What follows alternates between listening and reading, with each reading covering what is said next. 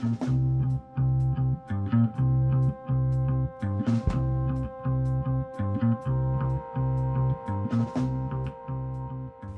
why am I showing you a graph right now? The reason is because I want to show you a couple of simple tricks you can do, because I was just on with a friend, actually a couple of friends, talking about some coins that have done fairly well. Zilliqa being one of them. She got a good entry point. And I was trying to explain the other day to her about these oscillators that's here. If you go up to FX, it's just a simple TradingView lesson here. So tradingview.com. Start yourself a free account. Go into Wave. And you want to select these two. One is Wavetrend Alert plus LSMA plus Cross. And the other one is this Trend MTF V1. Those two, once you select them, will show you this. This one will give you a trend line. That's the MTF one, right? And that trend line will show you a medium point here. Upper point if you want to start shorting or selling. Lower point you want to start buying or going into a long if you're doing contracts, right?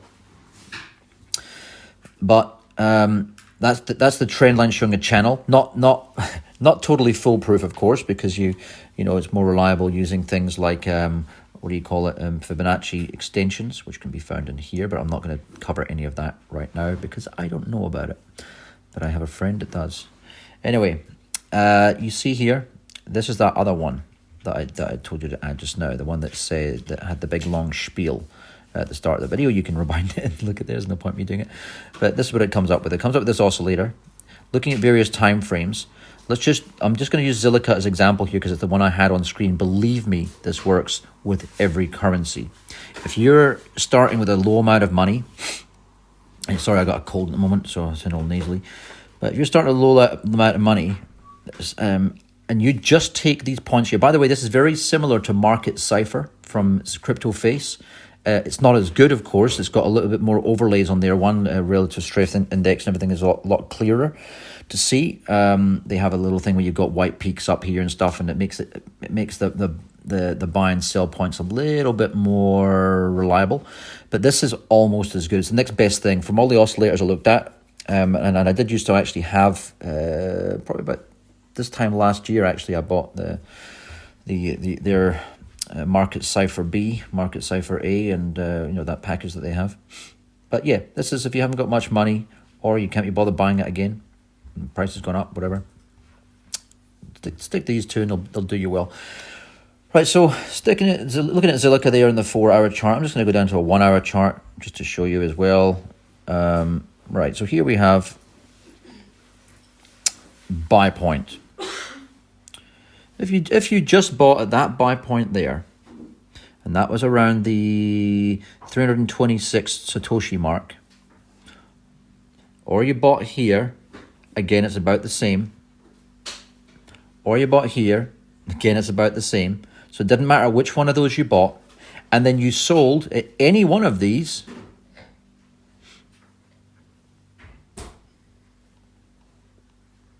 and see 330 down here, you were at 307 down here. And I know it's a small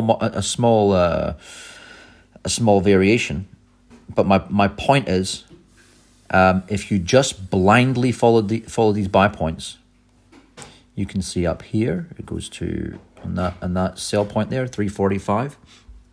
Now, okay, you're only talking about 10% profit there, but I can guarantee you. Let me just think of some other coins that have got longevity in them. Let's look at Cardano. There's a fairly big project, right? So ADA, we always look at Bitcoin trading because we don't want to trade into dollars for the most part unless we're nearing the end of a bull cycle where we can pick up Bitcoin again when it dips, right? So for the most part, you're looking at a Bitcoin chart. So there's a 1-hour chart right now. Looking at this band here. There's a sell point. Now, there's a sell point. Now, there was no yellow dot here to say buy again, unfortunately, in this particular chart. Let me look at a different frame. But it doesn't matter. If you sold there and you bought here at any stage, just because you see that the oscillator is going down, even though there isn't a yellow buy point, well, you know, you still actually bought in about 200 Satoshis lower than what you sold for. Again, 10%, right? There is, if you keep on cycling through examples of different coins, you'll see many more examples of this where it actually works more in your favor. Here's a different time frame, 4-hour time frame. Here's a bit more points to the chart here. So this one here was a sell point. So let's not look at that. Let's just look at your buy point. You entered at this price. The price was 2,000 Satoshis there. And what happened here? Boom.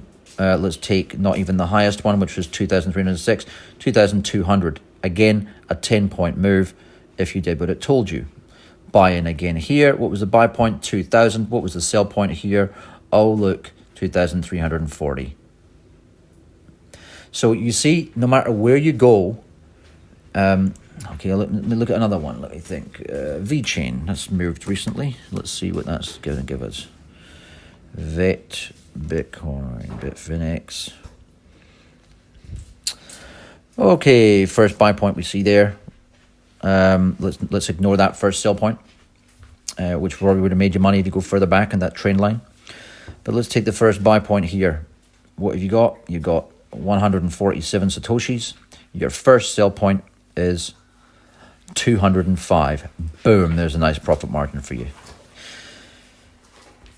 So I think it's clear to say, if you just use that oscillator and you are fairly a bit of a noob, instead of sitting there on YouTube waiting for signals from other people, or even on my channel, because I'm not doing that many videos right now because I'm being selfish this year trying to trade.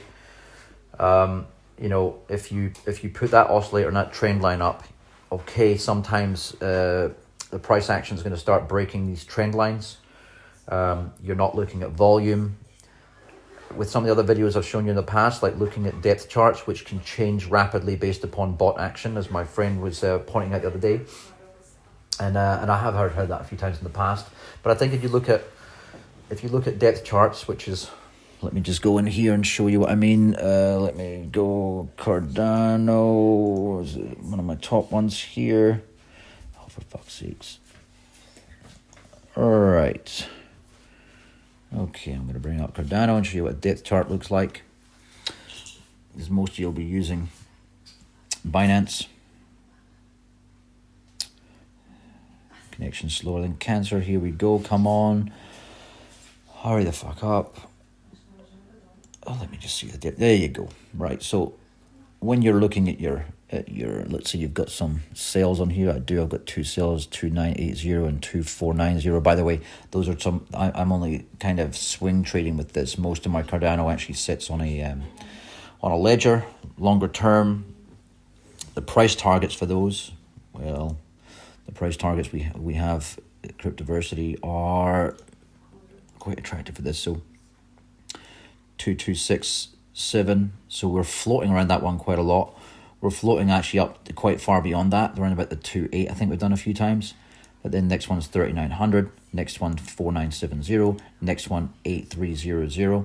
These are our targets for what do you call it? Cardano. So yeah, getting back to that chart again. One, remembering that if you're these can shuffle quite a bit, like from bots. Moving orders around automatically, but when you're getting quite close to your orders and you can see that your order is sitting up here, for example, move it there. No, because there's no point sitting above a sell wall. Same as in a buy, no point. Well, that's not really a wall as such, but no point sitting above everyone's orders. Maybe it'll sit below it if you want to get a good entry. If you think that point's within a channel, let's say we go back to the Cardano. I think we already moved on to VET, didn't we? Fuck it, I'm not going to bother going back again. But let's say we're sitting at this point here. We think it's a good buy point. Then you go back onto that depth chart and you see, well, who else is buying around here? Oh, people are buying around. I don't know. Let's say people are buying around. Let's say there's a big buy wall around about 140, and then you might want to set yours about 146, and then you would probably fill it, or even a little bit higher, 151, and then you get those gains that take you up to here. Again, sell point, what is it, 338, up from 150, boom, you just doubled your money on VeChain. Do you see my point? Now, when you're a noob trader, you don't have to, it's really good to obviously go out and learn Elliott wave theory and Bollinger Bands and Fibonacci retracement and extensions. But just by doing those two simple tools there, you've got something you can read and make money on. That's my point. And when you've got a lower amount of money, you probably don't want to sit there and swing trade, leave your money. Like, let's say you've only got $200. You don't want to sit there and leave $200 on the table and you're watching all these coins going up and down. You might as well, before a lot of coins hit their targets, they will oscillate sometimes hundreds of times between these channels that they make before they're ready to actually move. So there's no point you missing out on all those potential gains just because you were holding on for a fib target. So in that case, you are better to what they call scalp, or day trade, scalp trading, just on a daily basis, get in, get out, make your money, or maybe even a couple of days longest, wait for it to go up, dump it again, wait for it to hit a new dot like this, and then buy it in, or move to a different coin and do that same action again. So as I say, I've just found using these two in conjunction is the most brainless, easy way. I know I'm I'm going on about this a bit too much. If you have any questions, just ask at the bottom of the video. But I think it's quite simple. I just wanted to make an easy way for people to make money rather than holding on for the Fibonacci extensions targets that we have on our spreadsheet here. So do that thing. Rewind the video. See you. Bye.